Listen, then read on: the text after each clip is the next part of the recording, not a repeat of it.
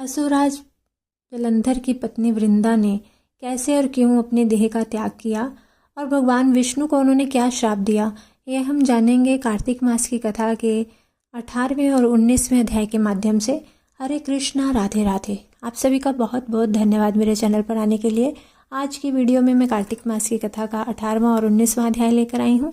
अगर आप मेरे चैनल पर नए हैं तो मेरे चैनल को सब्सक्राइब कर लीजिए और साथ ही बेल आइकन को भी प्रेस कर दीजिए ताकि हर वीडियो की नोटिफिकेशन आपको मिलती रहे। और अगर वीडियो अच्छी लगे तो कृपया इसे लाइक कीजिएगा, शेयर कीजिएगा और कमेंट भी ज़रूर कीजिएगा। 18वां अध्याय।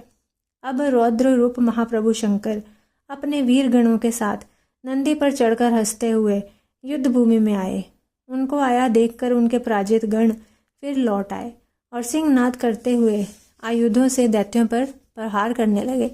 भीषण रूपधारी रुद्र को देखकर दैत्य भागने लगे। तब युद्ध में अपने दैत्यों को पराजित होते देखकर जलंधर हजारों बाण छोड़ता हुआ भगवान शंकर की ओर दौड़ा। उसके शुंभ निशुंभ आदि वीर भी क्रोध से अपने होठों को काटते हुए शंकर जी की ओर दौड़े। इतने में शंकर जी ने जलंधर के सब बाण जालों को काट अपने गणों को निर्भय कर अपने अन्य बाणों की आंधी से दैत्यों को पीड़ित कर दिया। खड़गोरमा नामक दैत्य को अपने फरसे से मार डाला और बलाहक का भी सिर काट दिया। धस्मर भी मारा गया और शिवगन चिशी ने प्रचंड नामक दैत्य का सिर काट डाला। किसी को शिवजी के बैल ने मारा और कई उनके बाणों द्वारा मारे गए। यह देखकर जलंधर अपने शुंभ निशुंभ आदि दैत्यों को भी धिक्कारने लगा और भयभीतों को धैर्य देने लगा, पर किसी प्रकार भी वह मस्त दैत्य दोबारा युद्धभूमि में जाने को तैयार ना हुए। दैत्य सेना ने पलायन शुरू कर दिया। तब महाक्रोध जलंधर शिवजी को अपनी ओर ललकारने लगा। साथ ही उसने 70 बाण मार शिवजी के को दगत कर दिया तथा और भी बहुत से बाणों का प्रहार किया। शिवजी उसके बाणों को काटते रहे, यहाँ तक कि उन्होंने जलंधर की ध्वजा क्षेत्र और धनुष को भी काट दिया। फिर 7 बाण मारकर उसके शरीर में आघात पहुंचाया। धनुष के कट जाने से जलंधर ने प्रचंड बाण मारकर उनकी गदा के टुकड़े कर दिए। तब उन्होंने उसे समझा कि शिव मुझसे बलवान है, अतः उसने गंधर्वी माया उत्पन्न कर दी। अनेक गंधर्व अप्सराओं के गण पैदा हो गए। वीणा और मृदंग आदि बाजों के साथ नृत्य व गान होने लगा। इसमें अपने गणों सहित रुद्र भी मोहित हो गए। उन्होंने युद्ध बंद कर दिया। फिर तो काम से मोहित हो जलंधर जल्दी से त्रिनेत्र भगवान शंकर का रूप धरकर वृषभ पर बैठकर पार्वती जी के पास जा पहुंचा। उधर जब पार्वती ने अपने पति को आता देखा तो अपनी सखियों का साथ छोड़ दिया और आगे आई पार्वती को देखकर कामातुर जलंधर का वीर्य पतन हो गया और उसके पवन से वह जड़ भी हो गया। गौरी ने उसे दानव समझा और वह अंतर्ध्यान होकर उत्तर की ओर मानस पर चली गई।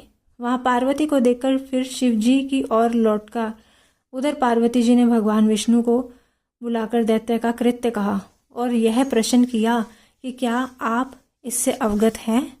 भगवान विष्णु ने हाथ जोड़कर उत्तर दिया कि आपकी कृपा से मुझे सब ज्ञात है। हे माँ, जो आज्ञा हो वो पालन करूँगा। जो आज्ञा हो वो पालन करूँगा।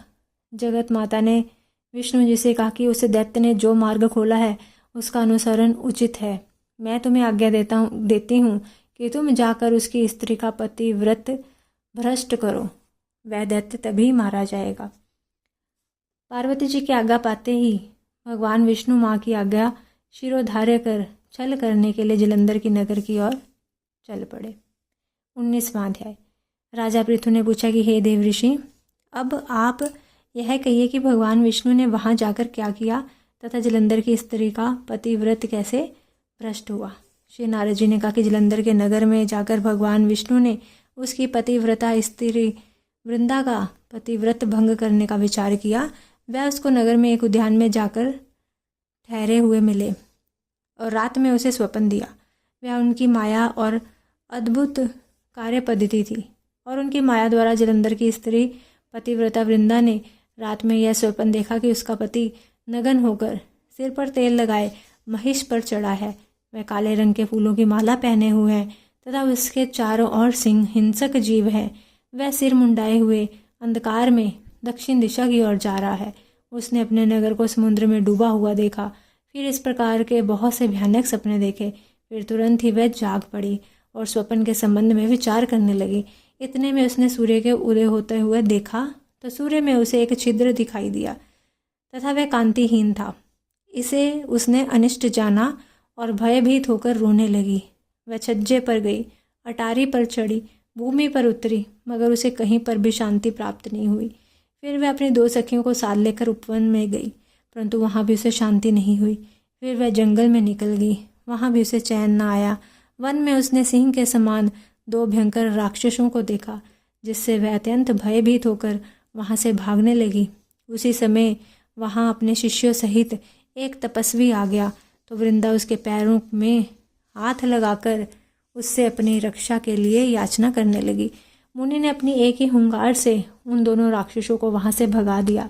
वृंदा को आश्चर्य हुआ, वह भय से मुक्त हो मुनि को हाथ जोड़कर प्रणाम करने लगी और कृतज्ञता का ज्ञापन किया। फिर उसने मुनि से अपने युद्धरत पति के संबंध में उसकी कुशल क्षेम का प्रश्न किया।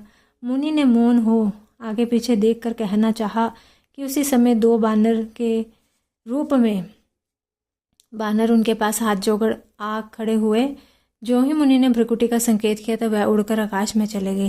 फिर जलंधर का सिर व धड़ लेकर मुनि के पास आ गए।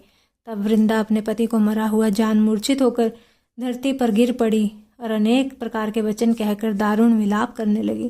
तत्पश्चात उसने मुनि जी से कहा कि हे कृपानिधे, आप मेरे पति को जीवित कर दीजिए। पतिव्रता पारायण दैत्य पत्नी ऐसा कहकर दुखी श्वासों को छोड़ती हुई मुनि के चरणों में गिर पड़ी। तब मुनीश्वर ने कहा कि वह शिवजी द्वारा युद्ध में मारा गया है, अतः वह जीवित नहीं हो सकता, क्योंकि जिसे भगवान शंकर मार देते हैं वह कभी जीवित नहीं हो सकता।